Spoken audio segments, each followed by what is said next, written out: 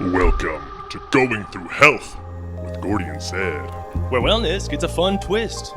I'm Gordy Jenkins, a natural foods entrepreneur, and with me is Dr. Zed DeBout, a resident trained Stanford MD. We are former college swim teammates turned best friends, and now your guide to this crazy world of health trends and fitness hacks with a focus on getting the science right.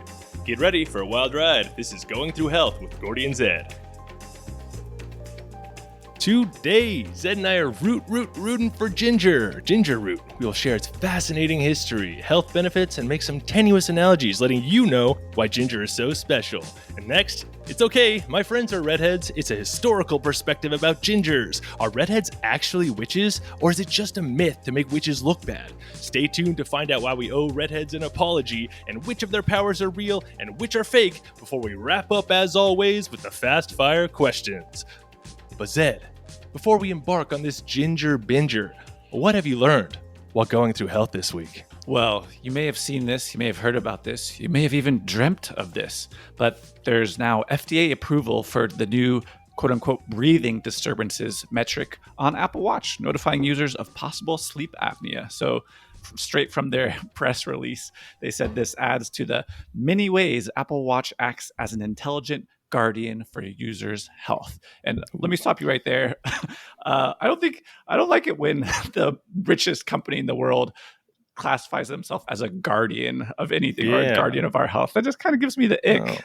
Oh, thank you, Daddy Apple, for keeping us safe. Yeah, it's just so grandiose, and I don't know. I don't like it either. I don't like it either. It's like, you're not guarding me. You're not guarding me. I don't need you as my guardian. No, I don't need anything. It's the same language they're going to be using for their eventual chastity belts or whatever they used to enslave us. For sure. That's right. And the ironic thing is, if you talk about Apple products enough, you don't even need a chastity belt. So it's like, what are we even doing here? That's right. We got to come after Apple today, after all of our problems with Apple. After they wronged us. We're coming right after them. But no, this is actually pretty cool. So the breathing disturbances uses the accelerometer in the watch to detect small movements of the wrist associated with interruptions to normal respiratory patterns during your sleep. So in case there was any doubt that they know when you are moving your wrist or that you are disturbating, they know, and now it can help with your sleep. Wow! So they know like everything, like tiny little wrist movements that you don't even know why you're moving your wrist, but yeah, they Apple know what it means. but so I mean, it means you have to wear your watch at night, which isn't the end of the world, I guess. But the algorithm was developed. They use a huge data set of clinical grade sleep apnea tests, and then they validated it in a clinical study where they said that every participant identified by the algorithm had at least mild sleep apnea, which is pretty wild. I don't know. I think it's very cool. I think it's very important. The normal sleep tests, even the take-home ones, really suck. I've done a couple over the years, both in person and take-home, and it's just brutal. Those are not. I mean, it doesn't sound like they really mimic the conditions of at-home sleeping, because it feels so just strange and foreign, and you're hooked up to a bunch of sensors, right? Yeah, right away. If you're doing the in-person one, you're in this little room in the clinic or hospital with a bed. I mean, even if you're in a nice hotel room, it still takes you a while to get, feel comfortable enough to get proper sleep. But no, this is like a dingy little room. Usually you're hooked up to a bunch of leads to your chest and a little breathing tube to your nose. And it's just set up to be extremely miserable. And even the take-home ones, they actually have, I did a recent one where it's basically this little plastic watch, not an Apple Watch, but this piece of trash watch that you throw away afterwards. Actually, you might be able to send it in. But anyway, so... Are you sure? It sounds like an Apple Watch. Piece of trash watch. Got him. But seriously, it's a crazy, awesome device. Continue. Hey, Apple, don't mess with our freaking podcast again. Yeah, ever again. But no, it's... So anyways, basically the ones that they have on the market to take home aren't that easy to sleep in either. So this is huge, especially if you can just get used to a watch. And it's a huge deal because sleep apnea, they estimate prevalence to be around 1 billion people worldwide, and it often goes undiagnosed. And if it's left untreated, you can get all these concomitant complications long-term, chronic conditions like hypertension, type 2 diabetes, and cardiac disease. So yeah, pretty sweet tool, and looking forward to testing it out eventually. Did they give a timeline on that?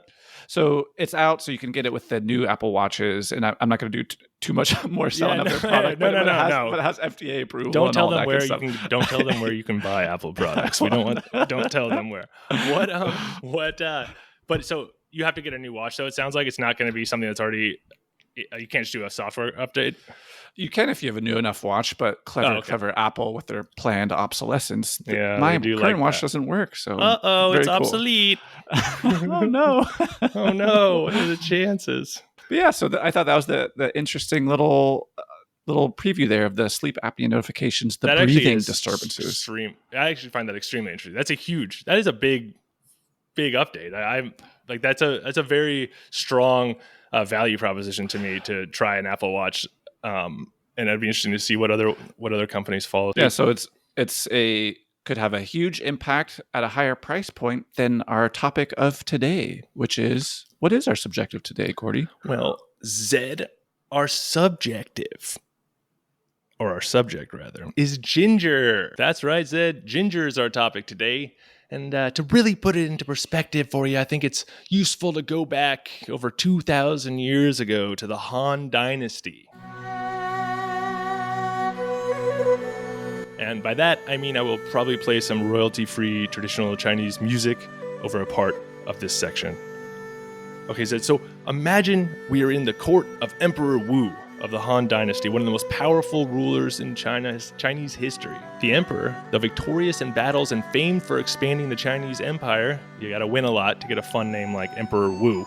If you lose, you end up becoming Emperor But Emperor Wu, but he looks troubled, Zed. And it's because he's constantly searching for something even more elusive than military victory. He's searching for longevity, health, and possibly immortality. His court is filled with scholars, physicians, and alchemists, all seeking to prolong his life through potions, remedies, and the finest herbal medicines that China can offer. Quick question, sorry to interrupt. Does immortality appeal to you at all? That is a quick question. I mean, I think that the knee-jerk reaction is to say yes. But I think if I really think about it, I think you would get lost in the tedium of immortality. You know, you would eventually, I think there'd be so much existential fatigue just from the repetition of all of your experiences. And I'm guessing you're probably gonna get a lot of emotional detachment from seeing all the non-immortal people that you die feels like every day for you in your time span. So yeah, and I don't know. I just don't think, would I be ambitious? There's no such urgency if I'm not going to die. It feels like I'm just living in the movie Groundhog's Day, you know? Because if you have unlimited time, eventually you've seen all the combinations, and I don't know. I think that it could be torturous. Yeah. But what about you? No, I agree. Maybe it's our answer would change if we were the emperor of an all-powerful nation state empire or whatever. But no, I have very strong memories of reading Tuck Everlasting and whatever grade it is that they make you read that and just being like, this does not sound good. And even now, obviously I feel like I've led a fun, foolish life, but even now I'm like, I kind of get it. I don't need another million years of this. I think I'll be good at the end of this.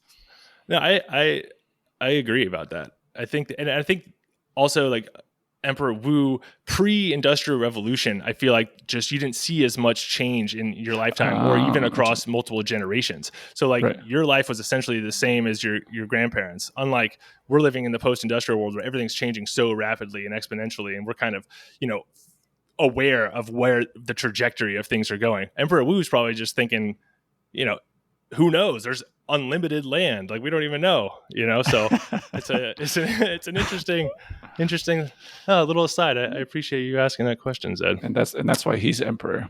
Sorry, go ahead. Right. But Zed, amid these healing concoctions that his royal court was preparing for him, there was one root that stood out. Ginger. Known as Shangjiang in traditional Chinese medicine, ginger was a staple in treating a wide array of ailments. From nausea and digestive complaints to respiratory problems and colds, ginger was believed to harmonize the flow of qi, the life energy that flowed through the body, essential for health and vitality. In the emperor's court, physicians worked diligently to balance the emperor's yin and yang, the complementary forces that keep the body in harmony. An excess of cold, yin, could lead to weakness, digestive issues, or even emotional instability, while too much heat, yang, could lead to fever and inflammation. Ginger, with its warming and pungent properties, was used to bring balance, restoring the emperor's strength and calming his frequent digestive troubles. Hey, fetch me hence that ginger tea. I think I'm about to chi out of my butt. Or maybe not chi. It could be both ends of the spectrum. Or Could be Emperor Pooh. Oh, God. But just think of the royal physician preparing ginger-infused tea or broth. The root, freshly peeled and sliced, simmers in hot water. The steam rises, carrying the distinctive aroma, earthy and sharp. And once consumed, the emperor's stomach is soothed and his chi brought back into balance. This wasn't just medicine, it was a ritual, a daily act of maintaining the body's most sacred harmony. From Emperor Wu's court, ginger's reputation spread. As Chinese merchants began trading with neighboring countries, ginger found its way into ancient India, where Ayurvedic practitioners embraced it wholeheartedly. Indian texts from over 2 millennia ago referred to ginger as Maha-aushadhi, meaning the great medicine. It was praised for its ability to aid digestion, relieve respiratory conditions, and boost circulation. Over time, ginger became a cornerstone in Ayurvedic medicine, just as it was in Chinese remedies. But the story of ginger doesn't stop there. Fast forward to the expansion of trade along the Silk Road, one of the most important ancient trade routes connecting China to the Roman Empire, passing through India, Persia, and the Middle East. As caravans moved across deserts and mountain ranges, ginger became a valuable commodity, cherished for both its flavor and its medicinal properties. Yeah, I always wonder how, like, where the borders between medicine and food begin to blend, where it starts out as this medicinal herb and slowly people, well, not an herb, but slowly start adding it to foods. Because it's not like you take Robitussin or cough syrup and you're like, oh, this is so good, I think I'll start putting it on my pancakes or something. But ginger, they're like, yeah, I guess I don't know. You haven't never had scissor before then, Zed.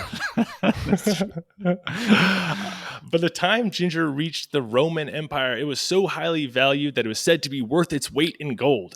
Roman nobles would use ginger to enhance the flavor of their dishes and to treat stomach ailments after feasting. The Roman author and friend of the program, Pliny the Elder, even wrote about ginger, marveling at its exotic origins and its medicinal qualities. He noted that it could be purchased with minimal preparation, but its value remained incredibly high because of its reputation as a spice from the Far East. So that's good bang for your buck, Ed. Good economy from Pliny the Elder, PTE. He is prolific. Yeah, he's prolific. Yeah, I actually had to look this up. Pliny the Elder. So I was like, when did they start calling him Pliny the Elder? Like, how old was he? And I think it's probably around when he was like in his 50s or 60s, but they never actually called him that when he was alive. Like, he wasn't. You wouldn't be like, "Yo, Pliny the Elder," and he'd be like, "Yo, that's my last name." But he had like a nephew that was famous. Also, he was Pliny the Younger, and so they made that to like have a distinction between them. Later on, just a little Pliny shout out. So after the fall of the Roman Empire, spoiler alert, ginger continued its journey through history, landing in medieval Europe, where it was believed to ward off the plague. Though this wasn't based on modern science, it shows how deeply rooted ginger was in the collective consciousness as a medicinal herb. Apothecaries across Europe stocked ginger for its supposed ability to boost immunity and aid digestion. It must have been so hit or miss with apothecaries. Like, what it says on the label probably doesn't work and might not even be what's on the label. Like, this cannot be newt testicles because my daughter is still a witch. But I guess it's really not so different from the modern supplement industry in a way. I know, it really is. It's actually like it's probably scarier now because our supplements are all like mixed up into like pill form, and it could just be like cement or something. There's like dust or new anything. Testicle powder. I wish. I can't get the real stuff anywhere around me. The proliferation of ginger didn't stop with health remedies. By the time it reached the Caribbean and the Americas, ginger, or ginger, as it's called in many places in North America, became a popular ingredient in the kitchens of European settlers, and it was even grown in Jamaica by the early 1500s for export back to Europe. It was used in food and eventually in drinks like ginger beer and ginger ale, which I will share more about later, which started as medicinal tonics for upset stomachs. So, today we might take ginger for granted. One of my huge fears in life is not realizing how good we have it with ginger. Just tossing a piece into a stir fry or sipping ginger tea all cavalier when we feel under the weather. But remember, said this humble root has been on a 2,000-year journey from the emperor's court across the Silk Road to medieval apothecaries and into your kitchen and eventually your bottom. It's more than just a spice, Zed. Ginger is a symbol of health, vitality, and the power of nature's medicine. The great medicine. Amen. Oh wait, I got another fun fact for you real fast. You want to guess how old Emperor Wu was when he died? Or if he died?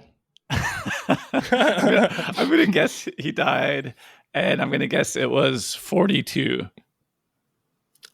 He did die. You're correct about that. Yes, he was 69. Oh, nice. Good for him. I feel like that's 42 times 10, bro. I feel like that's probably pretty old for him. That's basically eternal life in that period, maybe. Yeah. I mean, I bet living till 69 that long ago, like I bet he was rethinking his immortality. I bet he's like, no more ginger. Just let me go. Get that fucking ginger out of my face. Everything hurts. This is awful. Let's get this. I can't see you. Up. Who is that? Who is in here?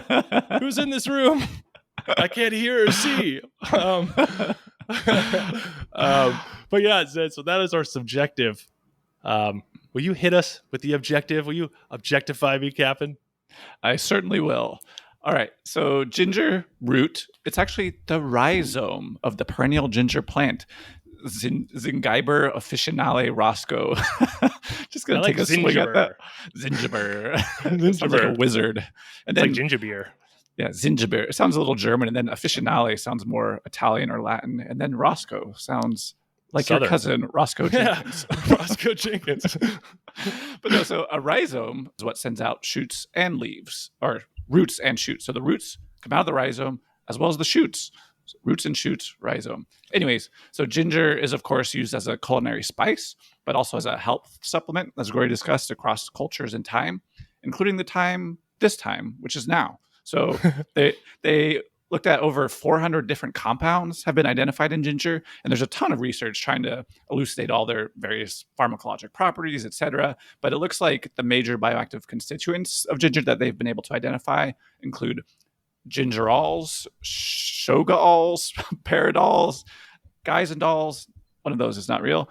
Zingerone and various terpenes. Terpenes, interestingly, there are large amounts in cannabis, and they're the ones that kind of give it that aromatic, pungent smell. So that's terpenes for you. Gingerols, shagawals, paradols, babadols, cabadols, rabadols, schnabadols, zingerone, and terpenes. All right, it makes sense. But it comes in many forms. So the rhizome, which we're now familiar with, au natural, and then you can get it in capsules, powders, tinctures, tea, essential oil, lozenges. Basically, you name the form factor, they got it. And then some of the most widely studied health effects of ginger, and these are the ones that have the most clinical evidence supporting their efficacy. So nausea and vomiting is the big one. So it's widely used to alleviate both nausea and vomiting, particularly in cases of pregnancy. So your morning sickness, then your motion sickness. And it's also been tested a lot in chemotherapy-induced nausea. So post-chemotherapy using ginger to help with that nausea. And I could have used it. So I get super bad motion sickness even if I take a fast elevator. Oh, I remember you not taking at national championships, like you wouldn't be able to take the elevator because like it would throw you off for like the next week. I have very sensitive inner ears. But no, so it was the week I was going to propose to my wife, and I was still trying to figure out the best way to do it. And so one of the options was on this boat along this coastline of the Nepali coast of Kauai, and we had some friends with us. And I told them, okay, I may during this boat ride pretend to be sick. Like I'll just say I have motion sickness, and I'll go to one end of the boat to be alone, and then you guys just send her down my way because then I'll have some privacy and I'll propose. And of course, naturally, as Poseidon unleashed his fury upon me, I got super motion sick, just like awful. And then I'm just at the one end of the boat and just kind of like miming to them, like, don't send her over. This is real.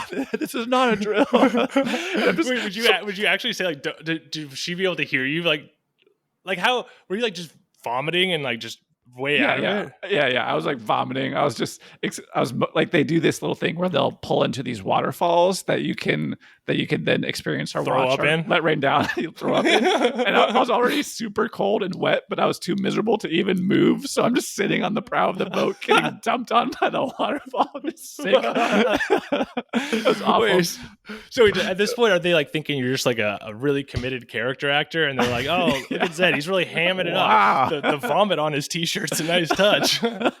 She's not even going to want to. Yeah. This It's part. like, all right, tone it down a little bit, man. We get it. She believes you.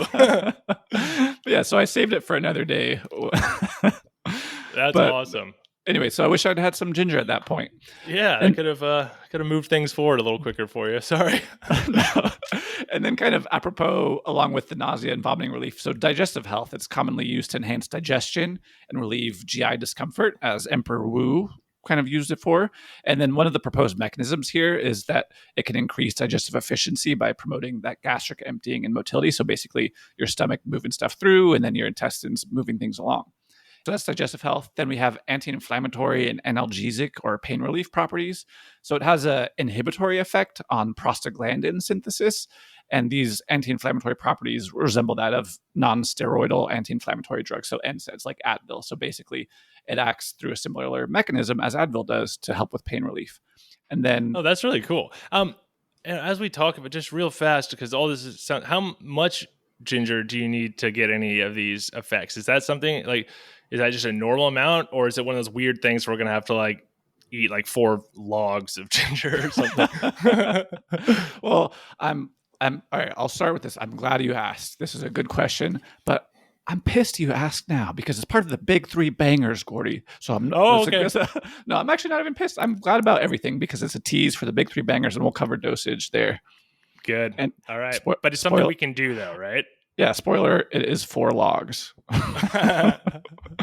but no, so that's the anti-inflammatory and analgesic properties. So I guess real briefly on the anti-inflammatory, we'll cover more of this later, but it's used in conditions like osteoarthritis and rheumatoid arthritis, and there is research suggesting it can reduce that joint pain and improve overall mobility, which is kind of makes sense why the gingerbread man is always running away, because he knows if you get him, you'll be able to run as fast as you can and catch him more in the future. I think is that connecting for you? No, that's right. That's actually right. I read about that was Pliny the Elder who talked about that, I think. All right, running as fast as we can to the next thing, metabolic support. So ginger has been used to support metabolic health, and it's been found particularly efficacious for improving both insulin sensitivity and reducing blood sugar levels in individuals with type 2 diabetes. And it looks like it may also aid in cholesterol and triglyceride levels, which is just fascinating. So, I mean, there's all these things. There's a ton of studies, and we'll dig in a little deeper later on. But basically, it kind of seems like ginger is this, like they said, the great medicine. And I don't know, are you familiar with Harry Potter, or is this going to be another Lord of the Rings disconnect? So remember when Ron gets poisoned drinking that mead in Slughorn's office, and Harry gets that Bezor, that stone taken from the stomach of a goat, and it acts as an antidote to most poisons? Is that ringing a bell? I've heard of Harry Potter. But no, so basically, ginger. I didn't mean to let you get your foot in the door there and just let you go up in some weird maladaptive daydream. But yeah, so you get it. Basically, ginger is like this magical bezoar. We don't fully understand it, and there's lots of clinical trials trying to elucidate the efficacy and all the mechanisms. Good luck if it really is magical. But gosh darn it, if it doesn't seem to help with all kinds of stuff. Plus, it tastes good. And you don't see anyone doing fun stuff with GLP-1 drugs like, hey, Merry Christmas, check out my Ozempic bread house. Not sure if I'm supposed to eat it or not. So yeah, ginger is the winner. But yeah, so anecdotally, Ozempic has a cool song. Ozempic has that Ozempic. If ginger was really trying, they had to try at all. And I know China has a ton of money; they could definitely help out. Come on, would it kill us to have a ginger jingle? Well, ginger jingle. Well, I think we might later on in the episode. Yeah, jeez. But yeah, so anecdotally, I've actually been putting a big log of ginger in my morning smoothie, and I will say, N of 1, obviously, but my poops have been off the charts. Put them in the pouvre, if you will. Oh, that's the Louvre for Pouv, right? Exactement. That is great. I'm really happy for you. Thank you. Ginger, I want to know how much to take, though, but I guess we're going to figure that in a second. Now, with the knowledge of your great bowel movements, let's take a quick break and hear from our sponsors today. Why settle for a gentle buzz from your Apple Watch when you can be woken up with the existential dread with the Grim Sleeper 3000? This smartwatch doesn't just monitor your sleep apnea, it'll snap you out of a slumber with a reminder of your own mortality. Choose from a variety of wake-up calls like, enjoy breathing while you still can, or the classic, that was super close. I'll be honest with you. With its patented panic pulse and death-rattled Dolby surround sound, you'll be up, gasping for air, and maybe reliving some lifelong childhood memories. The Grim Sleeper by Apneal. I thought I had you. Go back to sleep. Sleep tight, if you dare. Welcome back, everyone. Be sure to subscribe, follow, and rate us 5 stars on Spotify, Apple Podcasts, and YouTube. New episodes Monday morning at goingthroughhealth.podcast on Instagram. All right, Gordy, we are talking about ginger. I think it's time to break down our impressions and share some asides as part of our assessment. Well, Zed, you can't talk about ginger without mentioning the accidental creation of ginger ale and its role as a Prohibition-era savior. In the mid-19th century, when carbonated drinks were gaining popularity, pharmacists across the globe were experimenting with various recipes. One such creation was ginger ale, which had a medicinal purpose at its roots. Roots, Zed. That is a root joke for you. I only get rhizome jokes. I'll work on that. Initially, it wasn't just a tasty drink. It was marketed as a cure for digestive ailments, with ginger's stomach-soothing properties being the key ingredient. You didn't talk about stomach-soothing property as the key ingredient earlier, did you? That's the number one ingredient. The story of ginger ale really takes off in the 1850s in Ireland, where a doctor turned entrepreneur, Thomas Cantrell, was experimenting with mixing carbonated water and ginger to recreate a refreshing and medicinally beneficial drink. Just mixing shit. Just seeing what works. And this resulted in the first golden-hued ginger ale, which became a local hit. It wasn't overly sweet like some of the other soft drinks, and it was cherished for its supposed ability to ease upset stomach and seasickness. Cantrell's original ginger ale, often referred to as golden ginger ale, was darker and spicier than modern versions of the drink. All right, I got a quick pitch for you. We can be doctors and podcasters turned entrepreneurs, and we'll invent our own soda, and it's going to be an Australian energy drink, and we'll call it Coca Koala. What do you think? Made with real koalas and coca. The ginger ale that most of us know today, the crisp, refreshing drink that sparkles in our glass, wasn't invented until 1907 in Canada. I think this is the first time I've said Canada on this podcast. just something I thought I would note. John McLaughlin, a Canadian pharmacist, wanted to improve upon the original ginger ale formula, creating a much lighter and drier version, which he called Canada Dry Pale Ginger Ale. Big adjective guy. Yeah. What is it? What does it look like? Not just a big adjective guy. You could say massive, enormous, gigantic, colossal, and immense. The addition of sugar, carbonation, and a clearer, more refined ginger flavor made it a smash hit. McLaughlin's version was not only a drink of choice for enjoyment, but also became widely prescribed by doctors for patients suffering from stomach issues. So, hey, not just for enjoying. Don't be enjoying that. Don't you enjoy that? I mentioned in a previous episode, Zed, that Mountain Dew was originally linked to moonshiners as a good mixer. Well, it's kind of a similar deal with ginger ale, too. During the American Prohibition in the 1920s, with alcohol ban, ginger ale became one of the most popular mixers for people making homemade alcoholic drinks. Since whiskey and other bootleg spirits were often harsh and poorly made and making you go blind and stuff, ginger ale's spicy sweetness helped mask the taste. It was almost a symbol of rebellion, allowing people to sneak in some fun while maintaining the appearance of drinking a respectable beverage.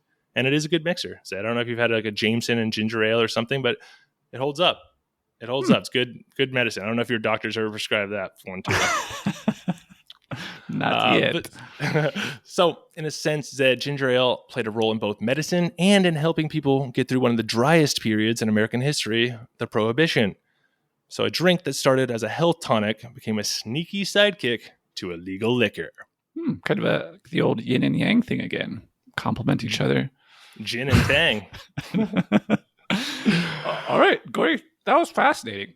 Do you mind if I also share some things that I came across that are interesting? Please do, Zed. I would love that. All right.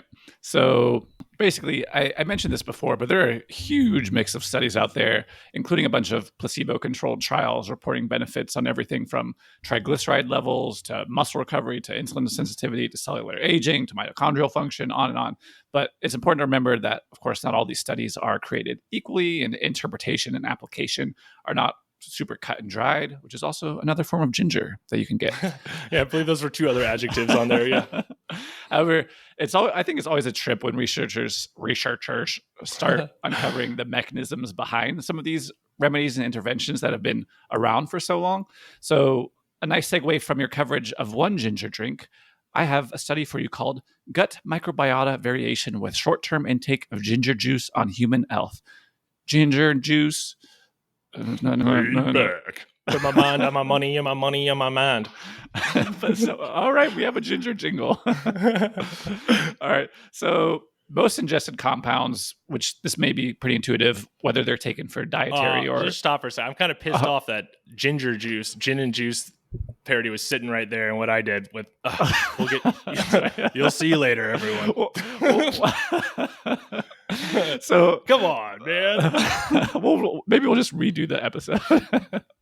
But no. So again, it's probably intuitive, but most things that we put into our body, whether like we're eating it or it's drugs for therapeutic benefit or other purposes, they influence our microbiome. So all those bacteria in our gut. And this study looked at the impact of fresh ginger juice on gut microbiota in healthy adults through a crossover intervention, including 123 participants. Crossover intervention, which is what you're going to need when I take you to church on the basketball court, Gordy. No, I think crossover interventions would we go on another podcast and try to get them to stop drinking. I was going to say, we go on to another podcast and they try to get us to stop going on their podcast. Please get off of our podcast. Laid back. All right. With my mind on my money and my money on my mind. All right. So ginger juice consumption in the study increased the species number, so the diversity of intestinal flora, so those bacterial species in our gut. There were also changes in certain species ratios, and there were significant changes identified in 19 bacterial genera in women and 15 in men when comparing the ginger to the control groups. So this just shows, they demonstrated that short-term intake of ginger juice has notable effects on gut microbiota composition and function. So maybe a little bit ginger's the DEI of the stomach. Exactly. And you may be wondering, what's a potential mechanism? You ask, how would this even happen? Ever heard of a very little thing called plant-derived exosome-like nanoparticles, Gordy? No. Right. So plant-derived exosome-like nanoparticles, ELNs, are these nanometer-sized particles, again with the nanometers, and they contain bioactive molecules from plants, such as your proteins, your lipids, your nucleic acids, and small molecule compounds. So these tiny little structures and compounds can be taken up by your gut bacteria, and they can alter the microbiome composition and host physiology. So that's us. We're the host, the constant hosts of our microbiome guests. Love that. Oh, all right. We got too many jingles. We have a lot of jingles today. All right. So ginger ELNs, these exosome-like nanoparticles, GLN for ginger, they are preferentially, in the study, they were found they were preferentially taken up by certain microbiome species, and they contain these microRNAs that target various bacterial genes. So again, this isn't the ginger juice study. This is the plant-derived exosomal microRNAs shape the gut microbiota and cell host microbiome.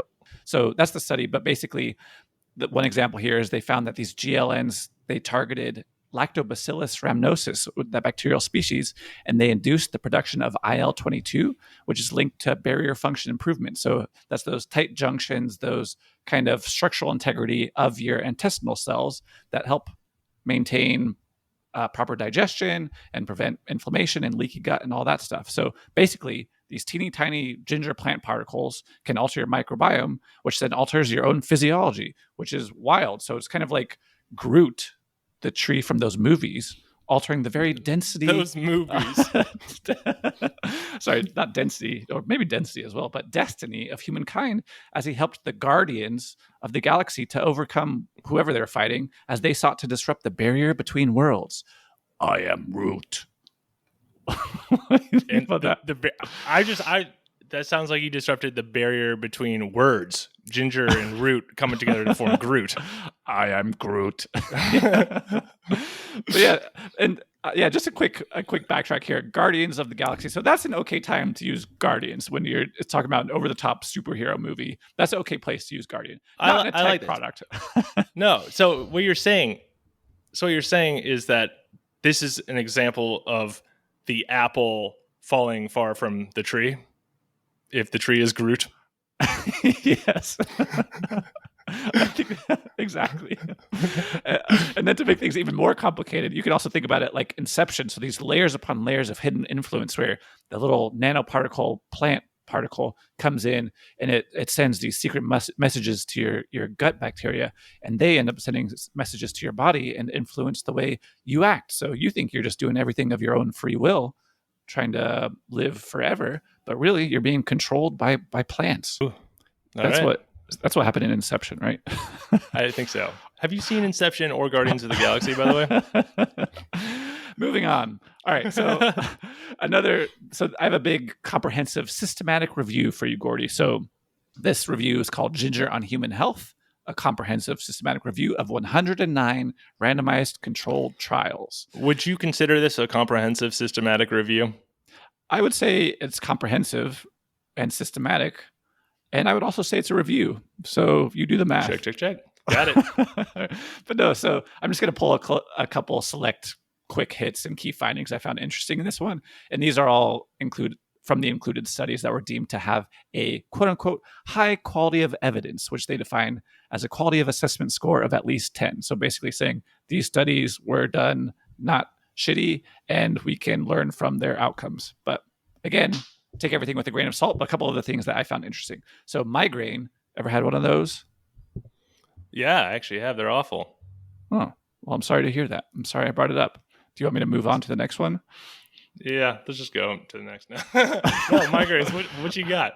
All right, so in one of the included studies, they found that the ginger treated group showed a significant effect in reducing migraine attacks.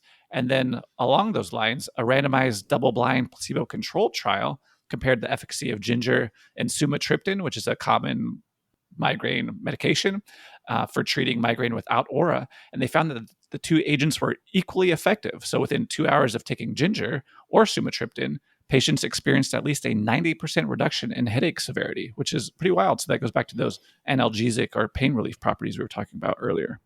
That's super interesting. And yeah, it is so interesting to codify or to operationalize the severity of a headache, which I feel like is so subjective. You know, it's an interesting thing that they were able to do, is what I mean. It's a huge amount. 90% reduction in headache severity seems like it is very significant.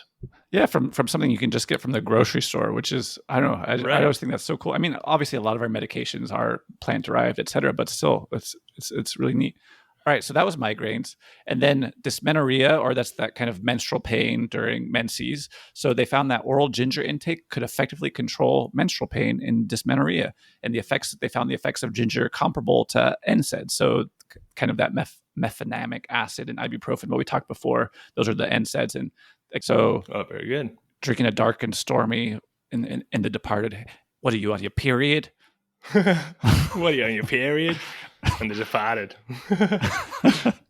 All right. So metabolic health, we touched on this before, but there's a ton of clinical evidence around this subject. So ginger supplementation significantly lowered fasting blood sugar, HbA1c, your LDL to HDL ratio, and apolipoprotein B, which is a lipoprotein associated with cardiovascular disease. And all that's in type 2 diabetics. So again, just wild that the consumption of ginger, which you can get in your food, you can get logs at the grocery store, just pop it in and you're seeing these effects on insulin resistance and type 2 diabetes. It really is cool. And the more and more you tell me about this, the more and more we just need to do like a food as medicine or herbs Definitely. or anything like that. Because there's just so many things it's reminding me of, and so many shoots and roots I can go off on. I could really rhizome myself in a different direction right now, but I'm not. But it's so interesting. Well, no, we will, because there are so many interesting things along these lines. But yeah, last thing, real quick. Well, second to last thing, muscle recovery. So a little bit different than the metabolic health and analgesic effects, but muscle recovery. They showed that taking 4 grams of ginger may promote the recovery of muscle strength after intense exercise, but has no effect on indicators of muscle damage or delayed onset muscle soreness. So interestingly, even though ginger has analgesic effects, it didn't really attenuate that muscle soreness or pain, but it was shown to promote the recovery of the muscle strength after exercise, which I don't know, I didn't really think of ginger as a performance enhancing plant, but I like that more, to be honest. I would, I'd rather have the knowledge that it is actually doing something to my muscles than the feeling that I just feel a little bit less sore. Does that make sense? Yeah, no, I get it. And I think it's important to remember here too that there's all these different compounds and chemicals within ginger, so they're still elucidating what actually is connected with what, or are there synergistic effects, or what's going on. But really, you can think of ginger again as that bizarre that almost magically seems to affect all these different things. What is that? Just real fast. Describe what that is. So our listeners, 95% of our listeners can understand what is a bizarre? Is it like a beast or a magical thing? No. Harry Potter? It's this stone from the stomach of a goat that has magical properties of being able to cure most poisons. Shit. Yeah. I bet it smells hercene. Hey, go back and listen to that episode. Yeah, go check it out, everyone. All right. This last one I just found bizarre. So this was one of the studies that they did not find super. Actually, no, this was outside of that systematic review. But I saw this study while I was coming through things. But they found that insomnia in an open labeled randomized controlled study with 29 participants, they enrolled adults with self-reported moderate insomnia, and they found that the addition of ginger powder to a daily warm water foot bath used 1 to 3 hours before bedtime for 2 weeks did not significantly affect the global sleep quality or insomnia severity scores compared to warm water alone. So I'm glad that it didn't work, because I was like almost about to roll my eyes and be like, all right, dude, these studies are BS. Then. Like clearly it's just like the warm water is making them feel good. Right. I'm so glad it didn't work. No, but also, why would ginger in the foot bath do anything? I mean, I know you can absorb all these things and nanoparticles through your skin. Like, why would it be like, oh man, enough ginger, I'm asleep. Yeah. Why are we starting there? I feel like I could see it being like antifungal or something. I could see it having like good properties for like, for sure, athlete's foot or something like that. Yeah, ginger toes. Yeah. Ginger toes. Is that someone?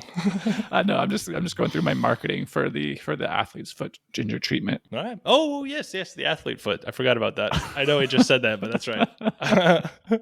That's right. Well, Zed, that was fantastic. Thank you. I'm actually, my feet are soaking in tingling. In a warm water foot bath right now. I'll drink the water afterwards to get all the ginger benefits. Just think of ginger as the guardians of your toes and body. That is a good way to think about it. I think of my shoes as that, but I also appreciate you trying. So Zed, here's the kicker. Ginger contains a compound called gingerol, which gives it that signature spicy kick. Interestingly, gingerol is chemically similar to capsaicin, the compound that makes chili peppers hot. Both gingerol found in ginger and capsaicin found in chili peppers belong to a group of compounds called vanilloids, or vanilloids as you call it, but I'm going to go with vanilloids today. Vanilloids get their name from their structural similarity to vanillin, or vanillin, probably you say. I'm going to stop doing that, though. Vanillin, the compound responsible for the flavor of vanilla. But don't let... vanilla, as I call it. But don't let the name fool you, Zed. These compounds are known for bringing heat rather than sweetness. Hit it, boys. Vanilla oid, baby. All right, stop. Collaborate and listen. Spice is back with the brand new invention, ginger. Sort of tastes spicy, heat like capsaicin, burning so brightly. Woo! All right, we'll get a Patreon for the full version with music. But I couldn't put that music up there without getting sued. We'll do a full version of vanilla oid baby and ginger juice. Oh man, we're gonna put together such a good compilation album. But Zed, here is how it works. Both gingerol and capsaicin activate a receptor in our body known as TRPV1, the transient receptor potential of amyloid 1. Of course. This receptor is primarily found on sensory neurons and is responsible for detecting heat and pain. When you eat foods that containing gingerol or capsaicin, these compounds bind to TRPV1, tricking your brain into thinking your mouth is experiencing physical heat. Hence the spicy or burning sensation you feel. So like in essence, your mouth thinks it's on fire, even though there's actually no temperature change. This mouth is on fire. This mouth is on fire. Dude, we have so many jingles today. I'm loving it. Now, even though gingerol and capsaicin activate the same receptor, they do so in slightly different ways, which is why the spiciness of ginger feels different from the fiery heat of chili peppers. Gingerol is less intense than capsaicin, but it still produces a mild warming sensation that can linger. It sucks that linger and ginger do not rhyme, but they're spelled so similarly. When ginger is cooked and dried, gingerol is converted into zingerone, which is much milder in terms of heat, but it gives ginger its more sweet and aromatic flavor. On a more practical level, both compounds have been studied for their potential health benefits. Gingerol, for example, and as you've mentioned, has anti-inflammatory and antioxidant benefits, while capsaicin, on the other hand, has been researched for its role in pain relief and boosting metabolism. But as we know now, both can have some role in pain relief, as you talked about with the analgesic effects. So, Zed, when you eat raw ginger and you feel that bite, it is not just your imagination. There's a real chemical reaction happening, and gingerol is working its magic by playing with the same sensory systems that handle spicy heat. Wow, that is honestly so cool. And I did wonder. It gives you that ginger zing. A little zinger on. But Zed, before we wrap up, Dr. Zed, what are our big 3 bangers of ginger? Okay, here's the plan with the GTH Big 3 bangers of ginger. So first, big banger, ginger, the great medicine. Thank you, Emperor Wu. So research suggests that ginger may act as a nutraceutical of many talents. Nutraceutical, basically nutrition or food as medicine, and it affects various physiological systems through a number of different bioactive compounds. Gordy just covered gingerol. We talked about zingerone. However, while there appears to be compelling evidence for the health benefits of ginger, particularly when it comes to metabolism, inflammation, digestive health, and pain relief, validation in human clinical trials is ongoing, but it will be really exciting to see kind of what new discoveries are made as they continue to elucidate the great medicine. Overall, I think it's just a very cool instance of food as medicine, and we don't need a prescription, and it tastes nice, like vanilla ice cream. Vanillin ice cream. That's how I would say it. All right, so second big banger, Emperor Wu's ginger brew. So Gordy, this is what you were asking about earlier, and I hope I got an answer for you in terms of dosages. Right, so dosage, yeah. Tell me. So in a lot of these clinical trials, the dosage range anywhere from 250 milligrams to 1 gram of ginger extract or powdered ginger. In that muscle study, they used 4 grams of ginger, and again, the primary forms were this ginger extract or powdered ginger. But we did talk about the ginger juice as well, but all around 250 milligrams to 1 gram for the most part. But just like with Emperor Wu and Thomas Cantrell and John McLaughlin, it's easy to just throw into a drink or a meal. There's very little adverse events or risks identified with it, but we'll talk about that in a second. But basically, I'd like to give you a little chi tea recipe for free that'll make you hot in the mouth. Does that sound good? Yeah, and just to go back, 250 milligrams is not a lot. No. Like you don't have to. You're not using a full thing. You could use like like the tip of your finger of ginger. Yeah, just right? a little nubbin. Yeah, I've literally been cutting about probably half a thumb's, tip of your thumb's worth of ginger to throw in my smoothies. But I assume there's a little bit difference with the dried ginger, and I know that changes some of the chemical or compound concentrations and stuff. You're buying the root and then you're slicing it up. Buying the root. Buying the ginger root. I'm buying the root. No, I'm buying the rhizome. Oh, sorry. No, but I'm buying the root, and then I'm just cutting it up and peeling it, and I don't cut it up. I just peel it and then toss it in there. I think if you were buying the rhizome, you would have wouldn't you have like the green part of it, like the part that's above the ground? No, I think the ginger rhizome as the actual ginger root is the actual rhizome, and then there's actual little roots that come out of that as well as shoots. That's cool. Yeah. All right, so here's a little cheat recipe for free. So basically, I mean, I just throw in a nugget, but you can finely slice about a tablespoon of ginger, put it in a cup, and add hot water, and then you drink it. You don't put your feet in it like you might be inclined to do. You just drink it, and Sounds you simple may very enough. well get some benefits. All right, so touch on this briefly, but our third banger is proceed gingerly. So while ginger has been found to be predominantly safe with very few adverse reactions described in the literature, there are always, of course, reported interaction, or there's some reported reactions, and there's also a few reported interactions with certain medications, including anticoagulants, diabetes drug. So it's just always helpful general rule of thumb to review with your doctor before you start mixologizing your ginger and Jameson health smoothies or whatever. So yeah. just be smart. Is this whiskey good for me? Yeah, okay, good. Well, actually, I do have an answer for that. Now that's healthy.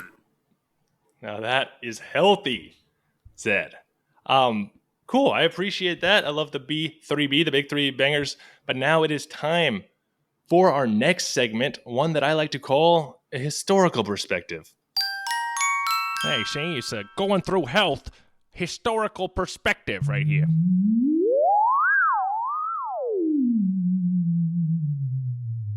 All right. Before I dive right in, I just got to say, well, you probably know what I'm about to say. I'm a big fan of redheaded people. Everyone saw that one coming, right? Not like in a creepy way or like a fetishistic way, Zed, you pervert. I just mean I've like personally always really liked redheaded people. Really looking forward to you digging your way out of this one. Yeah, no, I gotta start with something nice about him. No, my sister-in-law is one of the fiercest people I know, and she's a redhead. Great looking hair. My brother from another mother, also a redhead. I don't know if you have a great redheaded friend, Zed, but I hope you do, and I hope you cherish them.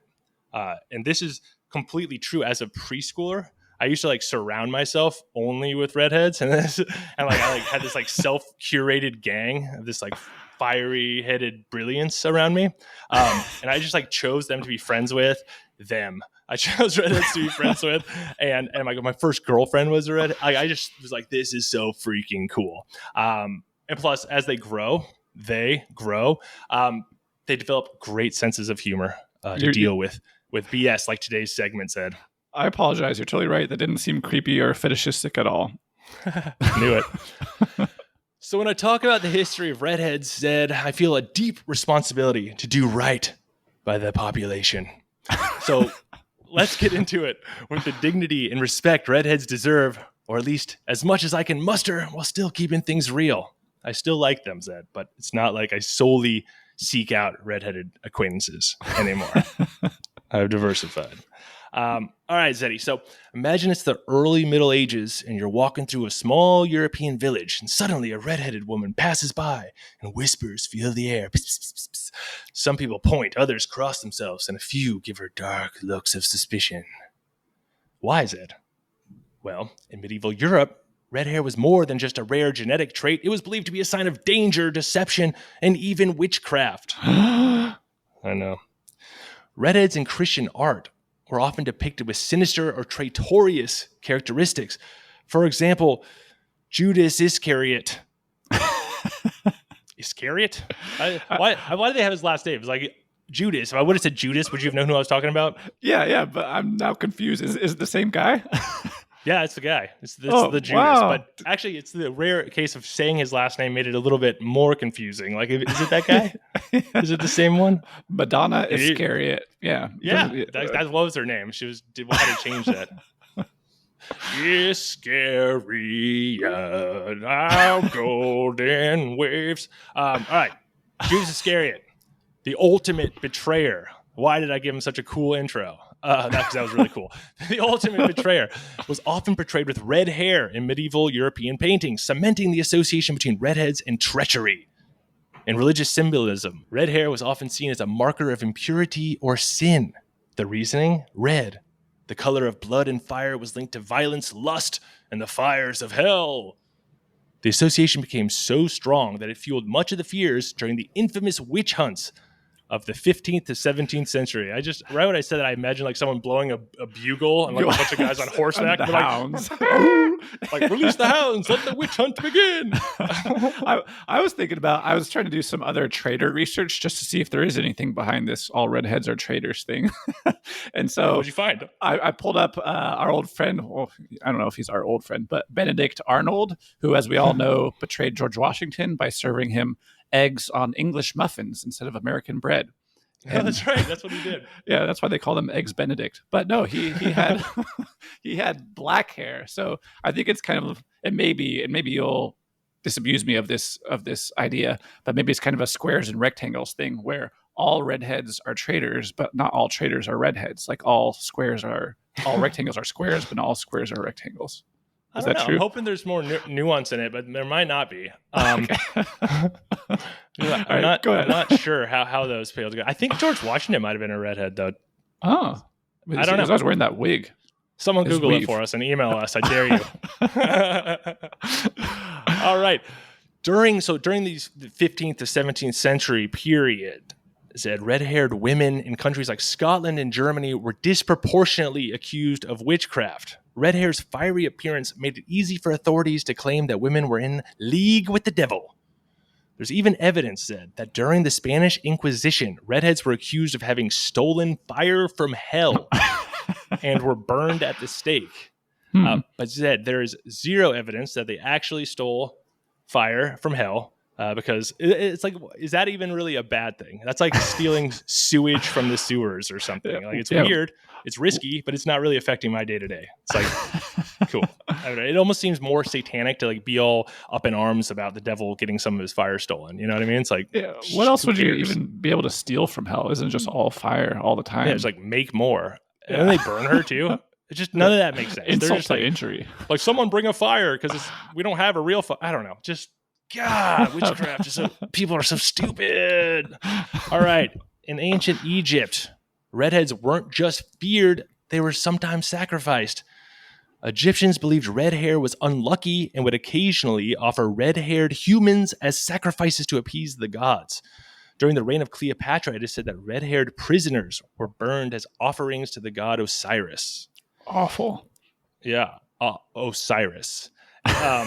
Not awful. In ancient Egyptian mythology, Osiris was the god of the afterlife, death, and rebirth. He's got it all, baby. Red hair was seen as unlucky or associated with chaos, largely because of its symbolic connection to the desert and the god Set, who was Osiris's brother and rival. Set, who was linked to violence, storms, and disorder, was often depicted with red or reddish features. Red hair, by association, became linked with Set's chaotic energy. So there's that. However, said, there's more to the ginger story than just superstition. Red hair is caused by a mutation in the MC1R gene, which not only determines hair color, but also affects the way these mutants experience pain. Research has shown that redheads are more sensitive to cold and less responsive to certain anesthetics. Imagine that for a moment, Zed. Throughout history, redheads not only have to endure the stigma of witchcraft accusations, but they also have felt physical pain more intensely in the cold European climates. They're freezing, Zed. Give them some fire. Yeah, it's a cool little Halloween season fun factor there. Witches feel more physical pain. That is fun. Damn. Redheads feel more physical pain. This gene mutation also means that redheads often require more anesthesia during surgery, which I think is fascinating. And this is a scientific fact that underscores their unique genetic makeup. Like, woohoo! Go for it. Love it. You can't hold them back. You cannot hold them back. But red hair wasn't always associated with evil. If we travel back even further in time to ancient Greece and Rome, redheads were seen in a very different light. Greek mythology linked red hair to the god of war Ares, who was depicted with fiery red locks, signifying power and aggression. The Greeks also believed that redheads would turn into vampires after they died, a belief that added both mystique and fear to their presence. So, I don't know. It says that it wasn't associated with evil, but it kind of does sound like evil's cousin to me. Like the whole hey, it's like, no, redheads are totally cool. Like, we love them. They're like the god of war, and like they're powerful and aggressive. But when they die, they do turn into vampires. But we're not worried about that right now. We're not worried about it. But it's kind of sexy to think about. Kind of a little bit of mystique. Yeah, I get it. Yeah, right. I would agree. Yet, said in some cultures, redheads were revered. Finally. For example, in Ireland and Scotland, like before, like the Celts, like before the witch hunts, in Ireland and Scotland, where a significant portion of the population has red hair, the MC1R gene is very prevalent in those populations. Redheads were seen as strong, fierce, and possessing special powers. The Celts believed that red hair was a mark of strength and vitality, possibly because of its relative rarity. And many Celtic warriors were depicted with fiery red hair. Shout out Brian Scalabrine, a Celtic warrior with red hair.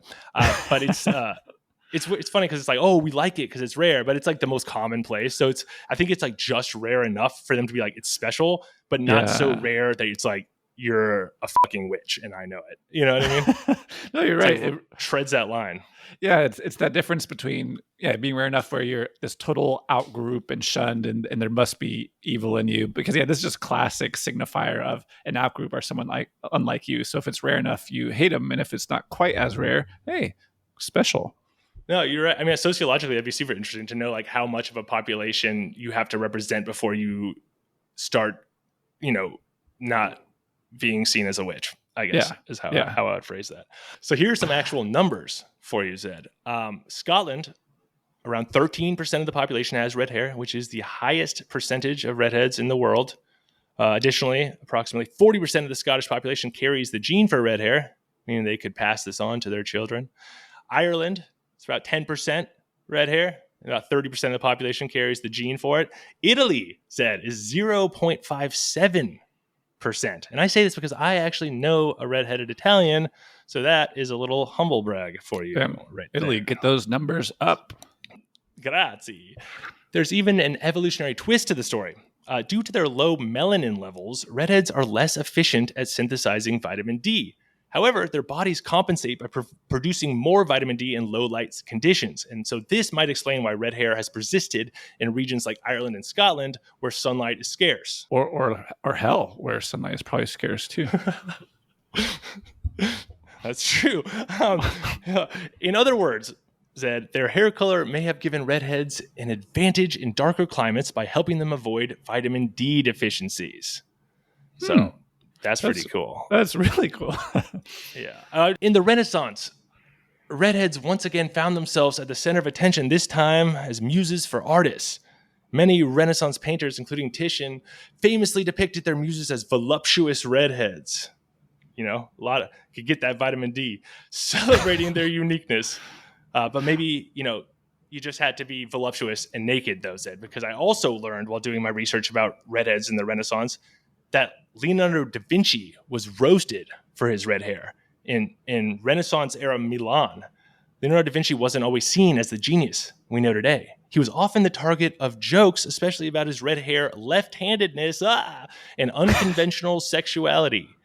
A recently discovered comic strip, it's this old illustration, comic strip from 1495, shows a red-haired clerk identified as Leonardo, and so they're hitting him with the trifecta. They're hitting him with the red hair. He's distracted by young men. He's sitting there. He's using his left hand. He's not even drawing on his paper. He's doing it on the tablecloth because he's so stupid and left-handed and redheaded. And so other artists at the time were just clowning on him about it, which is. I guess it's good that we have now 2 out of the 3 of those things. Red hair and left-handedness are pretty much not an issue anymore. Unconventional sexuality, we're still working on that. But the rest of it, we're making some progress as society. But Zed, in England, at around the same time as the Renaissance, a little later, Queen Elizabeth I of England, herself a redhead, popularized red hair in the Elizabethan court. And having red hair, Zed, became then fashionable for people like the nobility. So I think you just need to have a redhead in power to see the change that you want in the world. I think it's something to think about. So as we move into the modern era, redheads have retained their association with certain stereotypes, fiery tempers and passionate personalities, and they've also gained a few, like the meme that they don't have souls. But I guess that is actually probably a super old meme that is now returned its way through avenues like South Park and those types of things. Yeah, I almost looked up how long ago that was because that's the immediate meme that comes to mind, but I didn't have the courage. I threw out some feelers to my redheaded friends. I have a group of redheaded friends, and not always relevant to half of the people in the group, but I'll send it and I'll say, "Yo, redheads, I'm doing a podcast. What are we doing? what are you afflicted by? What are your story? I got some good stories. Some people they identify with or get compared to, from Carrot Top to Reva McEntire, which my sister-in-law joked that she'd be going as Halloween this year. So there's a lot of good options for redheaded people these days, such as Reva and Carrot Top. So today, Zed, many redheads are embracing their unique identity, reclaiming the narrative with good humor and pride. In fact, gingerism or discrimination against redheads is an ongoing social issue on this podcast. No, particularly in the UK. The concept of gingerism gained public attention after a few high-profile incidents of ginger jokes and bullying were reported to the media and in the media. But Zed, that's just not cool. And perhaps there is some hope. Movements celebrating red hair, like National Redhead Day, or hug a redhead, or pat a redhead on a back day, or high five a redhead, or open the door for a redhead day. They're all the time. Every single day of the year is a variation of a redhead day now. So just know that. I think today is text a redhead. But either way, these movements are helping to overturn centuries of negative connotations and superstitions. So to wrap this up, it is clear that redheads have navigated quite the roller coaster of perceptions throughout history, from being feared as witches or vampires to being celebrated as muses and warriors. Whether they're facing superstitions or modern-day gingerism, they've always stood out. But today, they're taking back the narrative with a lot of fiery flair and hair. So Zed, next time you see a redhead and your urge is to please Osiris with a sacrifice, just remember, they survived centuries of wild myths and legends. Respect the gingers. Amen. Man, that's a wild course of history. And I don't know, it's brutal. It just sucks when anyone that has some sort of recognition as an outsider or an outgroup just gets brutally ostracized and sacrificed. I don't know. It's such a bummer. But hey, I know. You're fighting the good fight, Gordy. I think more of us could learn from young you and I don't maybe see hair color. Everyone has gray hair to me. and maybe text a redhead today if you know one. Yeah, everyone text a redhead. But Zed, I think you're probably hearing that music, and that music can only mean one thing. Gordy and Zed's Fast Fire Questions is upon us. So Zed, as always, we start out with our first question, which is, would you rather? Would you rather? All right, Zed, would you rather get $100 every day, like for the rest of your life, but for 5 random seconds every single day, you will scream as loud as you can, and you can't control when you scream and anything like that? Would you rather that or rather not do that? You get $100 a day, but 5 seconds of just hell on earth screaming, no matter who you're around, where you are, it could just be any time.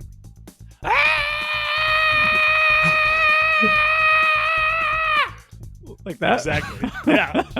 Like, what are you gonna do? Oh yeah, I'll give you $100 and a 5-second scream every day. Yeah. Do you think the opportunity do you think it's gonna cost you $100 of like job opportunities? Just statistically, I don't know. I think it's something I can come in with. Like, look, I have this screaming condition. It's super serious. I may scream for 5 seconds at any time, but it'll probably only happen once a day. Yeah. Let's move on. They'd be like, wait. What?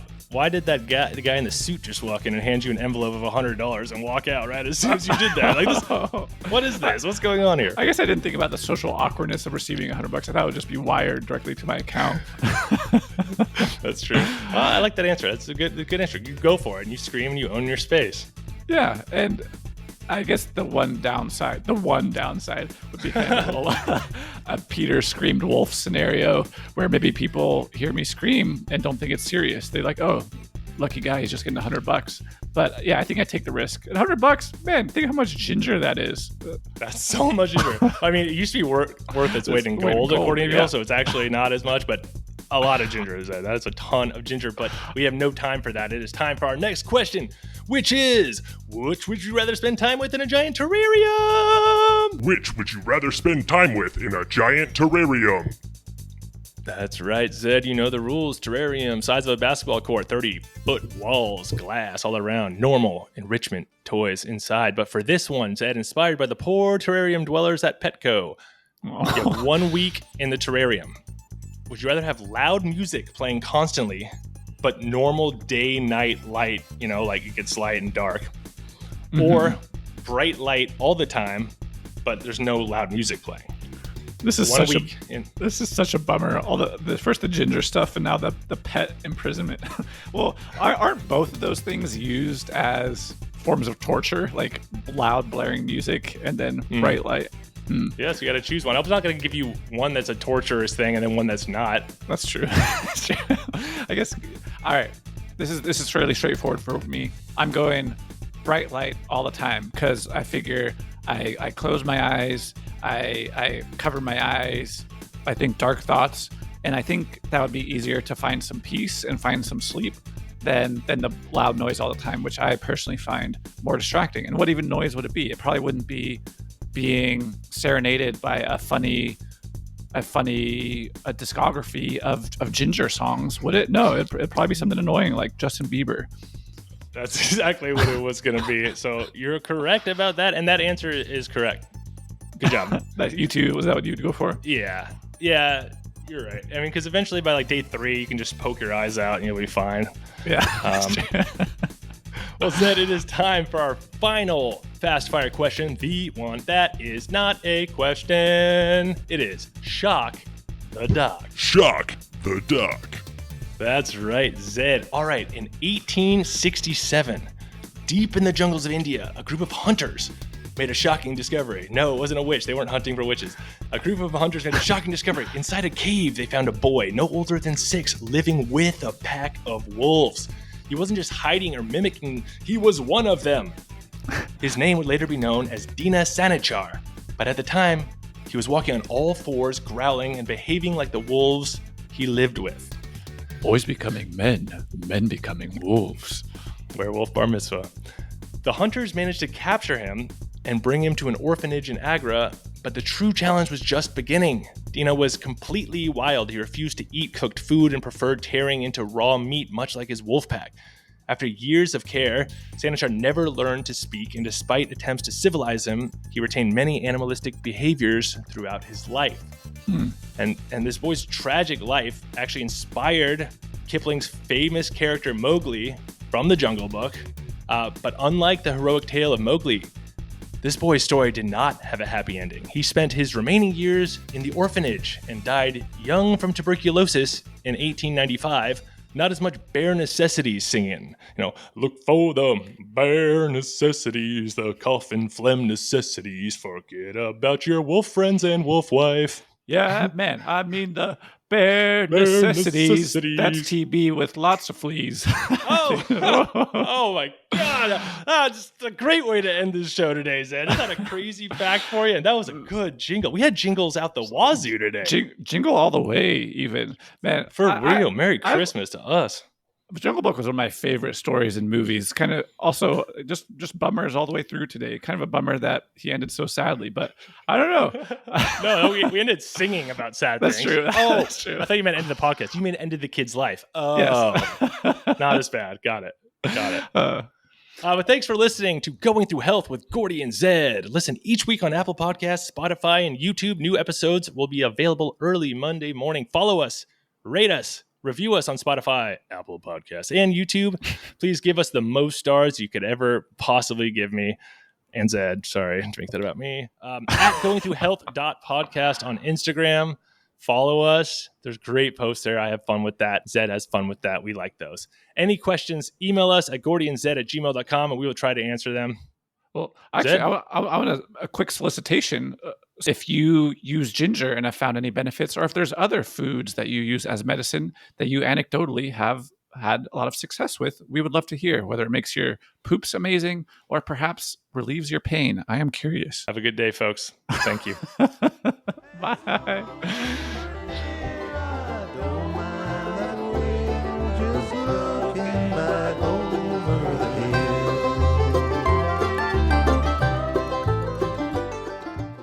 Hey, this is Zed. This podcast is intended solely for general informational purposes and does not represent the provision of medical advice or the practice of any professional healthcare services. No clinician-patient relationship is formed. Nice try. And the use of the information provided or materials linked is at the user's own risk. The content of this podcast is not meant to replace professional medical advice, diagnosis, or treatment. Users should seek medical advice for any health issues they may have and should consult their healthcare providers for any such concerns.